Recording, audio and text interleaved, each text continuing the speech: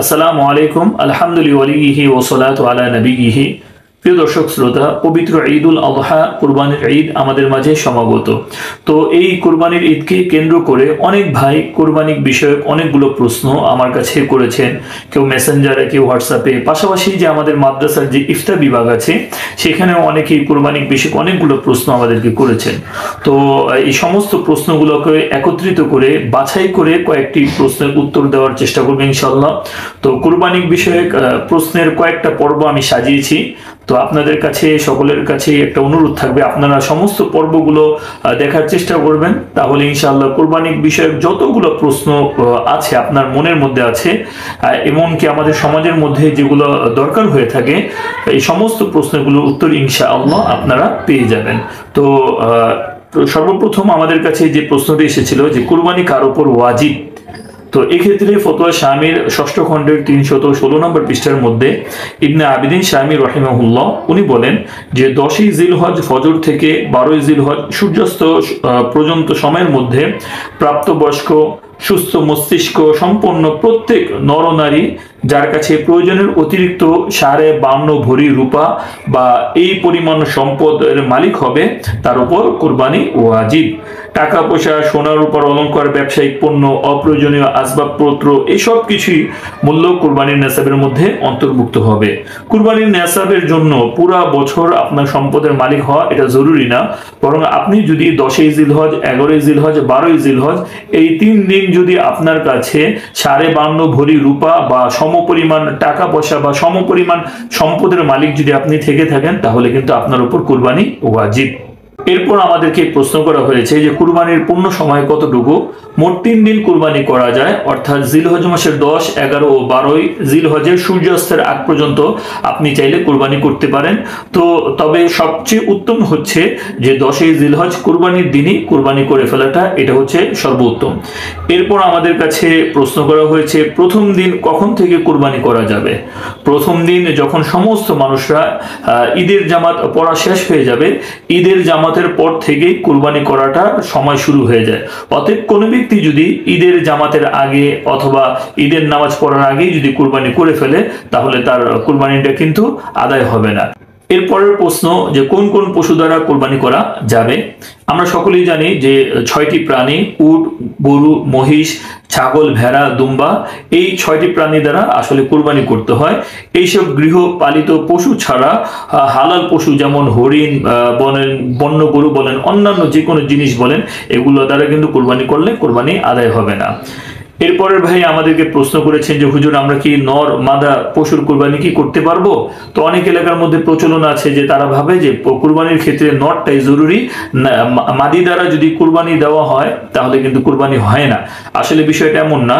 যেসব পশু কুরবানি করা যায় সেগুলোর মুজাক্কার মুআন্নাস, অর্থাৎ পুরুষ মহিলা নর মাদা দুটোই কুরবানি করা যায়। এরপর আমাদের কাছে প্রশ্ন এসেছে কোন কোন পশু দ্বারা কুরবানি করা যাবে।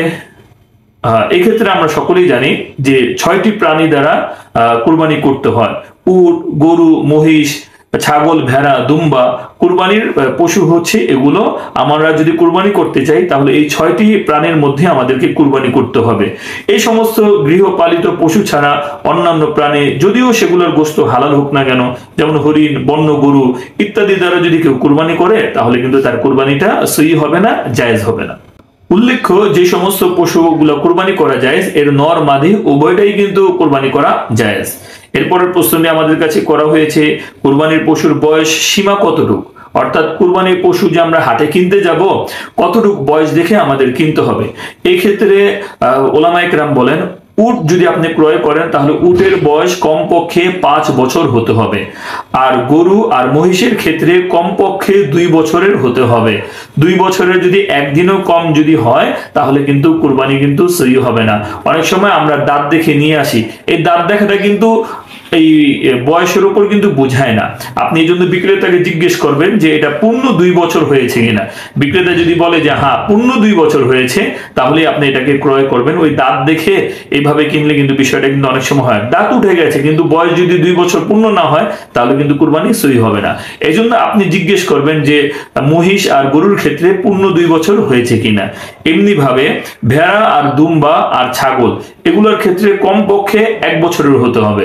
ভেড়া আর দুম্বা যদি এতটা মোটা তাজা হয় যে 6 মাসের 8 মাসের একটা ভেড়া দুম্বা দেখতে 1 বছরের ভেড়া দুম্বার মতো মনে হয়, তাহলে কিন্তু এটার দ্বারা কুরবানি করা বৈধ হবে। কিন্তু একটা বিষয় মনে রাখতে হবে, আমি যদি ছাগল দ্বারা কুরবানি দেই তাহলে ছাগলের বয়স কমপক্ষে 1 বছর হতেই হবে। যদি 1 বছর থেকে একদিনও কম হয় তাহলে কিন্তু কুরবানি সহি হবে না। প্রিয় দর্শক শ্রোতা, আমাদের বাংলাদেশের মধ্যে আমরা দেখতে পাই যে অনেক ভাইরা যে শরীকে কুরবানি দেয়। এই জন্য শরীকের মাসলা মাসাইলগুলো আমাদের জানা থাকা দরকার। এই জন্য একটা পশুতে কতজন শরীক হতে পারে? একটি ছাগল, ভেড়া বা দুম্বা এই সমস্ত যদি ছোট প্রাণী হয় তাহলে এটার মধ্যে একজন মানুষের কুরবানি দিতে হবে। এটার মধ্যে যদি একের অধিক যদি কেউ অংশগ্রহণ করে তাহলে কিন্তু কুরবানি সহি হবে না। অতএব ভেড়া, ছাগল, দুম্বা এগুলো একজন ব্যক্তি একটাই কি করবে? কুরবানি দিবে। আর যদি প্রাণীটা বড় হয়ে থাকে, গরু, মহিষ, উট যদি হয়ে থাকে, তাহলে এই গরু, মহিষ, উটের ক্ষেত্রে সর্বোচ্চ 7 জন ব্যক্তি শরীক হতে পারবে। 7-এর অধিক যদি কেউ শরীক হয় তাহলে কিন্তু তাদের কুরবানি সহি হবে না। 7 শরীকের কুরবানির ক্ষেত্রে আমাদের যে বিষয়টা মনে রাখতে হবে, 7 জনে মিলে কুরবানি করলে সবার অংশ সমান সমান হতে হবে। 7 জন মিলে আমরা কুরবানি দিলাম, 7 ভাগে কুরবানি দিলাম, তাহলে প্রত্যেকটা ভাগ কিন্তু সমান সমান ভাবে হতে হবে। কারো অংশ 7 ভাগের কম হলে কুরবানি সহি হবে না। যেমন কেউ বললো যে আমি আধা ভাগ নিলাম, আরেকজন বললো যে আমি 1.5 ভাগ নিলাম, আরেকজন বললো যে আমি 2.5 ভাগ নিলাম। তো এইভাবে যদি ভাগ বন্টন করা হয় তাহলে কিন্তু কুরবানি কিন্তু সহি হবে না, বরং 7 জনের ভাগ সমান সমান হতে হবে। 7 জনের অংশ কিন্তু সমান সমান হতে হবে। কম বেশি হলে কিন্তু কুরবানি জায়েজ হবে না। এমনি ভাবে উট, গরু, মহিষ 7 ভাগে এবং 7-এর কমেও যে কোনো সংখ্যা যেমন 2, 3, 4, 5 ও 6 ভাগে কুরবানি করা জায়েজ আছে। এখন আমরা যে ভাগে কুরবানি দিব, অংশীদারের ভিত্তিতে যে কুরবানি দিব, এখানে আমাদের একটা বিষয় খেয়াল রাখতে হবে। কোন অংশীদারের গলদ নিয়ত হলে কি হবে? যদি কেউ আল্লাহ তাআলার হুকুম পালনের উদ্দেশ্যে কুরবানি না করে, কোন শরীক যদি আল্লাহ তাআলার হুকুম পালনের উদ্দেশ্যে কুরবানি না করে শুধুমাত্র গোশত খাওয়ার নিয়তে যদি কুরবানি করে, তাহলে কিন্তু তার কুরবানি সহি হবে না। তাকে অংশীদার বানালে শরীকদের কারো কুরবানিও কিন্তু হবে না। অতএব যাদেরকে আপনি অংশীদার বানাবেন, কুরবানির মধ্যে শরীক বানাবেন, তাদের সকলকে বলে দিতে হবে যে আমাদের একমাত্র নিয়ত হবে লিওয়াজহিল্লাহ, আমরা আল্লাহ রাব্বুল আলামিনের সন্তুষ্টিতে কুরবানি দিচ্ছি। আমাদের কারোর নিয়ত যদি গোশত খাওয়ার থাকে, লোক দেখানো থাকে, সমাজে আমাদের প্রভাব প্রতিপত্তি টিকে রাখার ক্ষেত্রে যদি হয়ে থাকে, তাহলে কিন্তু আমাদের কুরবানি এটা হবে না। এজন্য আমাদের সকলের নিয়ত কিন্তু সহি হতে হবে। পাশাপাশি শরীকদের কোন একজনের পুরা বা অধিকাংশ উপার্জনে যদি হারাম হয়, তাহলে কিন্তু কোনো শরীকেরই কুরবানি কিন্তু সহি হবে না। ইন্নাল্লাহা তাইয়িবুন লা ইয়াকবালু ইল্লা তাইয়িবান, নিশ্চয়ই আল্লাহ তাআলা হচ্ছেন পবিত্র, তিনি পবিত্র ছাড়া অন্য কোনো জিনিস কিন্তু গ্রহণ করেন না। এজন্য আমরা যখন শরীকের মাধ্যমে কুরবানি দিব, এজন্য আমাদের সকলের সচেষ্ট থাকতে হবে যাতে করে কোনো অংশীদার, কোনো শরীকের জন্য উপার্জন যেন হারাম যেন না হয়। যদি হারাম হয়ে থাকে তাহলে কিন্তু আপনাদের সকলের কুরবানি কিন্তু বাতিল হয়ে যাবে। প্রিয় দর্শক শ্রোতা, কুরবানির সময় আমরা সকলেই হাটে যাই আমাদের কুরবানির পশুটাকে ক্রয় করার জন্য। এখন এই যে আমরা কুরবানির পশুটা যে ক্রয় করব, এই ক্ষেত্রে আমরা বুঝবো কিভাবে যে আমার কোন পশুটা নেওয়া দরকার বা নেওয়া দরকার না। এই ক্ষেত্রে মাসালা হচ্ছে যে আপনি যে কুরবানির পশুটা কিনবেন এটা অবশ্যই সুস্থ সবল হৃষ্টপুষ্ট হতে হবে। পাশাপাশি আপনি খেয়াল করবেন যে আপনার পশু যেন খোরা যেন না হয়, ল্যাংড়া যেন না হয়। কেন? যে পশু 3 পায়ে চলে বা 1 পায়ে মাটিতে রাখতে পারে না, তো এমন পশু দ্বারা যদি কুরবানি দেওয়া হয় তাহলে কিন্তু কুরবানি জায়েজ হবে না। এমনি ভাবে আপনি যে পশুটাকে ক্রয় করলেন, এই পশুটা একেবারে রুগ্ন, একেবারে দুর্বল, যে এতটাই দুর্বল যে সে জবাইয়ের স্থান পর্যন্ত তাকে নিয়ে যাওয়া যায় না, এতটাই সে দুর্বল, বসে থাকে, শুয়ে থাকে, যে হেঁটে হেঁটে যে তার জবাইয়ের স্থান পর্যন্ত যাবে এটা কেউ নেওয়া সম্ভব হয় না, তাকে কোলে করে নিয়ে যেতে হয়। তাহলে এমন পশু দ্বারা যদি কেউ কুরবানি দেয় তাহলে কিন্তু তার কুরবানিটা সহি হবে না। পাশাপাশি যে পশুর শিং একেবারে গোড়া থেকে ভেঙে গেছে, এমন ভাবে ভেঙে গেছে যে এই শিং ভাঙ্গার কারণে তার মস্তিষ্কের মধ্যে সমস্যা দেখা দিয়েছে। তো এমন গরু দ্বারা যদি আপনি কুরবানি দেন তাহলে কিন্তু আপনার কুরবানিটা কিন্তু হবে না। কিন্তু যে পশুর অর্ধেক শিং ভেঙে গেছে বা কিছু অংশ ভেঙে গেছে বা জন্মের সময় একেবারেই উঠে নেই, এই পশুর মাসালা ভিন্ন, এমন পশু দ্বারা কুরবানি দিলে কুরবানি সহি হয়ে যাবে।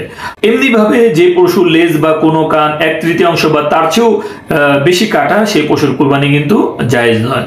এমনি ভাবে যে পশুটা একেবারে অন্ধ, 2 চোখই নষ্ট, অথবা এক চোখ ভালো এক চোখ নষ্ট, ওই যে চোখটা নষ্ট এর 1/3 এরকম ভাবে বা নষ্ট বা তার চেয়েও বেশি নষ্ট, তাহলে এমন অন্ধ প্রাণী দ্বারা যদি আপনি কুরবানি দেন তাহলে কিন্তু আপনার কুরবানিটা বৈধ হবে না।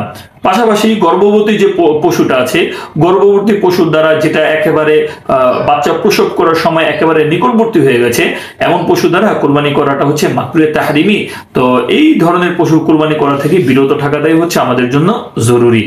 পাশাপাশি পশু কেনার পর দোষ দেখা দিলে, কুরবানির নিয়তে ভালো কোনো পশু কেনার পর যদি তাতে কোনো এমন কোনো দোষ দেখা যায় যে কারণে কুরবানি জায়েজ হয় না, তাহলে ওই পশুর কুরবানি কিন্তু সহি হবে না। তখন আপনাকে এই পশুর স্থলে আপনাকে কিন্তু আরেকটা পশু কুরবানি করতে হবে। এই জন্য কুরবানির পশু কেনার সময় ক্রেতা বিক্রেতা খুব ভালোভাবেই কিন্তু দেখে শুনে আপনি আপনার কুরবানির পশুটাকে ক্রয় করবেন। আরেকটি জরুরি মাসালা, কুরবানির পশুর বয়সের ক্ষেত্রে আমরা অনেকেই দ্বিধাদ্বন্দ্ব থাকি। এই ক্ষেত্রে মাসালা হচ্ছে, যদি বিক্রেতা কুরবানির পশুর বয়স পূর্ণ হয়েছে বলে স্বীকার করে নেয়, সে যদি বলে যে হ্যাঁ এটার বয়স পূর্ণ হয়ে গেছে, আর আপনিও দেখছেন যে তার শারীরিক গঠন সবকিছুই ভালো আছে, তাহলে বিক্রেতার কথার উপর ভিত্তি করে আপনি কিন্তু কুরবানির পশুটা কিন্তু কিনতে পারবেন, আর এমন পশু দ্বারা কুরবানি দেওয়া জায়েজ আছে। বন্ধ পশু দ্বারা যদি আপনি কুরবানি দেন তাহলে কিন্তু এটাও কিন্তু জায়েজ আছে। প্রিয় দর্শক শ্রোতা, যখন আমরা পশুটাকে কুরবানি করে ফেলি, কুরবানির গোশতগুলো যখন আমরা বন্টন করি, তো এই গোশতেরও কিছু মাসলা মাসাইল আছে, আসুন আমরা সেগুলো জেনে নিই। কুরবানির গোশত জমিয়ে রাখা, কুরবানির গোশত 3 দিনের বেশি সময় জমিয়ে রাখা, এটা কিন্তু জায়েজ আছে। অর্থাৎ আপনার যতদিন মন চায় আপনি জমিয়ে রেখে আপনি খেতে পারবেন, কোনো সমস্যা নেই। কুরবানির গোশত বন্টনের ক্ষেত্রে শরীক কুরবানি করলে ওজন করে গোশত বন্টন করতে হবে, অনুমান করে ভাগ করে কুরবানি গোশত বন্টন করে কিন্তু জায়েজ হবে না। আপনারা কয়েকজন মিলে যদি শরীকে কুরবানি দেন, তাহলে প্রত্যেকের অংশ পাল্লা দ্বারা মেপে মেপে নিতে হবে। ওজন করে বললেন যে অমুকে এই রানটা নিয়ে যাও, অমুকে এই কলিজাটা নিয়ে যাও, এইভাবে যদি বন্টন করা হয় তাহলে কিন্তু কুরবানি কিন্তু সহি হবে না। এই বিষয়টা আমাদের সকলেরই খেয়াল রাখতে হবে। কুরবানির গোশতকে 3 ভাগে বন্টন করাটা হচ্ছে উত্তম। 1 ভাগ গরিব মিসকিনদেরকে দান করা, 1 ভাগ পাড়া প্রতিবেশী আত্মীয় স্বজনদেরকে দান করা, আরেক ভাগ নিজের জন্য রেখে দেওয়া, এটি হচ্ছে উত্তম। তবে কোনো ব্যক্তি যদি কাউকে দান না করে পুরা কুরবানির পশুই যদি নিজের জন্য রেখে যায়, নিজের পরিবারের জন্য রেখে যায়, এটাও জায়েজ আছে। তবে উত্তম হচ্ছে 3 ভাগে ভাগ করে সমাজের মধ্যে সবাইকে এটার মধ্যে অংশগ্রহণ করাতে, যাতে করে সবটা যেন বেশি হয়। আর কুরবানির উদ্দেশ্য তো এটাই। প্রিয় দর্শক শ্রোতা, আমরা অনেক সময় এরকম ভাবে আমাদের কুরবানির পশুটা কিন্তু আরেকজন এসে জবাই করে দিয়ে যায়, ওলামায়ে কেরামরা এসে জবাই করে দিয়ে যায়। তো এই জবাইয়ের বিনিময় হিসেবে আমি যদি তাকে চামড়া দিয়ে দিই, তাহলে কিন্তু আমার কুরবানিটা সহি হবে না। এই জবাই, উনি আমার গরুটা জবাই দিয়েছে, এই জবাইয়ের বিনিময়ে যদি আমি তাকে বিনিময় হিসেবে যদি গোশত দিয়ে দিই, তাহলে কিন্তু আমার কুরবানিটা কিন্তু জায়েজ হবে না। অতএব যে ব্যক্তি জবাই করেছে আমি তাকে আলাদাভাবে পারিশ্রমিক দিব। কুরবানির কোনো এক পশুর কোনো একটা অংশ দ্বারা কাউকে পারিশ্রমিক দেওয়া, এটা কিন্তু কোনোভাবেই বৈধ হবে না। এমনি ভাবে আমরা যখন গরুটা কাটতে থাকি, আমাদের কুরবানির পশুটাকে কাটতে থাকি, আমাদের এলাকার অনেক ভাইরা, অনেক বন্ধু বান্ধবরা এসে আমাদের সাথে কুরবানির গোশত কাটার মধ্যে অংশীদার হয়, তখন আমরা তাদেরকে যদি গরুর গোশত বিনিময় হিসাবে, যে সে আমার গরুর গোশতটা কেটে দিয়েছে, বানিয়ে দিয়েছে, এজন্য আমি পারিশ্রমিক হিসাবে এই কসাইকে গরুর গোশত দিয়ে দিলাম, একটু বেশি দিয়ে দিলাম, তাহলে কিন্তু আপনার কুরবানি কিন্তু বৈধ হবে না। এজন্য যারাই গরুর গোশত কাটতে আসবে, কসাই যারা আছে, আপনি তাদের সাথে আগেই চুক্তি করে নেবেন যে আপনারা আমার গরুটাকে বানিয়ে দিবেন, আমি আপনাদেরকে এত টাকা পারিশ্রমিক দিব। এরপর আপনি তাদেরকে টাকা দ্বারা পারিশ্রমিক দিলেন এবং হাদিয়া হিসেবে আপনি তাদেরকে গরুর গোশত দিতে পারেন, কুরবানির পশুর গোশত দিতে পারেন। কুরবানির গোশত বিনিময় হিসাবে 1 টুকরাও যদি আপনি কাউকে দেন, তাহলে কিন্তু আপনার কুরবানিটা কিন্তু সহি হবে না। কুরবানির পশুর কোনোটা অংশের বিনিময় করা জায়েজ নেই। এমনকি কুরবানির পশুর যে দড়ি থাকে, তারপর আরো অন্যান্য যে সমস্ত জিনিসগুলো থাকে, এগুলো যদি আপনি বিক্রি করে দেন, তাহলে ওই বিক্রির টাকাটা কিন্তু আপনাকে সদকা করে দিতে হবে। কুরবানির গোশত আপনি যেমনি ভাবে মুসলমানদেরকে দিতে পারেন, এমনকি কোনো বিধর্মী যদি আসে, অন্য ধর্মের মানুষ যদি আসে, আপনি তাদেরকেও কুরবানির গোশত দিতে পারেন। কেননা কুরবানির গোশত এটা বন্টন করে, এটা হচ্ছে সদকায়ে নাফিলা, আর সদকায়ে নাফিলা আপনি যে কাউকে দিতে পারেন। প্রিয় দর্শক শ্রোতা, তো আসুন এখন আমরা জবাই সংক্রান্ত কিছু মাসলা মাসাইলগুলো আমরা জেনে নিই, যাতে করে আমরা সহি শুদ্ধভাবে জবাইটা করতে পারি এবং আমাদের কুরবানিটা যেন অনেক সুন্দর হয়।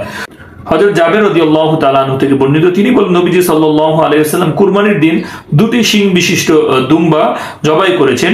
জবাইয়ের পূর্বে এই দুটিকে কিবলামুখী করে শায়িত করেছেন। নবীজি সাল্লাল্লাহু আলাইহি ওয়াসাল্লামও কিবলামুখী হয়ে জবাই করেছেন। হযরত আয়েশা সিদ্দিকা রাদিয়াল্লাহু তাআলা আনহা থেকে বর্ণিত, তিনি বলেন আল্লাহর নবী সাল্লাল্লাহু আলাইহি ওয়াসাল্লাম বলেছেন, যে ব্যক্তি তার পশুকে কিবলামুখী করে শুয়ে জবাই দিবে, কিয়ামতের ময়দানে এই পশুটার মলমূত্র, তার শিং, তার খুর, এই সবকিছুই কুরবানিদাতার আমলনামার মধ্যে যোগ করা হবে। এমনটি এসেছে বাইহাকি শরীফের 9ম খণ্ডের 215 নম্বর পৃষ্ঠার মধ্যে। তাছাড়া আমরা যখন কুরবানি করব, তখন কুরবানির যে ছুরিটা আছে এটা অত্যন্ত ধার করে নিব, যাতে করে পশুটার জন্য কোনো কষ্ট না হয়। কারণ আবু দাউদ শরীফের হাদিসের মধ্যে এসেছে, আল্লাহর নবী সাল্লাল্লাহু আলাইহি ওয়াসাল্লাম বলেন, ইন্নাল্লাহ সুবহানাহু ওয়া তাআলা কাতাবাল ইহসানা আলা কুল্লি শাই ফাইদা যাবাহতুম ফাআহসিনুজ যাবহা। আল্লাহর নবী বলেন, আল্লাহ সুবহানাহু ওয়া তাআলা প্রত্যেকটা জিনিসের উপর দয়াকে নির্ধারণ করে দিয়েছেন। অতএব যখন তোমরা জবাই করবে, খুব ভালোভাবে জবাই করবে এবং ছুরিটাকে খুব ভালোভাবে ধার করে নিবে, যাতে করে পশুটার জন্য কোনো কষ্ট না হয়। এটার উপর ভিত্তি করে ওলামায়ে কেরাম বলেন, কেউ যদি ভোতা ছুরি দিয়ে যদি পশুটাকে জবাই করে, তাহলে কাজটা মাকরুহে তাহরিমি হবে, কেননা এটার দ্বারা পশুটার খুবই কষ্ট হবে। পাশাপাশি আমরা আরেকটা কাজ করে থাকি, সেটা হচ্ছে জবাই করার পরে তখন একটা ছোট্ট একটা ছুরি দিয়ে ওই গরুর যে কাটা জায়গাটা আছে, জবাইকৃত জায়গাটার মধ্যে, রগের মধ্যে আমরা এরকম ভাবে খোঁচাতে থাকি, যাতে করে তার প্রাণটা যেন খুব দ্রুত যেন বের হয়ে যায়। ওলামায়ে কেরাম বলেন, এইভাবে খোঁচানোটা এটাকে মাকরুহে তাহরিমি বলে আখ্যায়িত করেছেন, কেননা এর মাধ্যমে পশুকে অনেক বেশি কষ্ট দেওয়া হয়।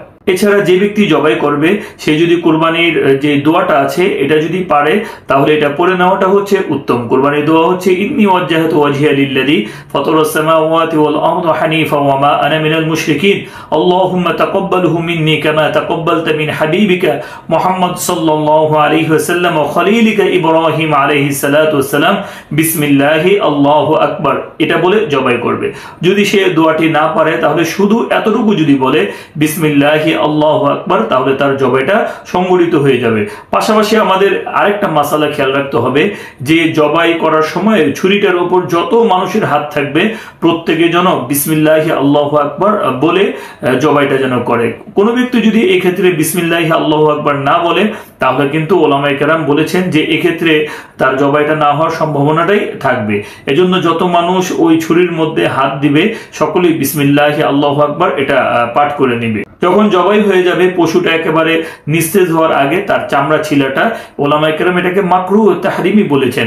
কেননা আমরা অনেক সময় দেখি পশুটাকে জবাই করা হয়েছে, তার চামড়া এখনো নড়ছে, তার পা নড়ছে, এখনো ঘোর ঘোর শব্দ করছে, ওই অবস্থার মধ্যেই তার চামড়া ছিলা শুরু করে ফেলা হয়। এটাকে ওলামায়ে কেরাম মাকরুহ তাহরিমি বলে আখ্যায়িত করেছেন। এই ধরনের কাজ থেকে আমরা অবশ্যই বিরত থাকবো।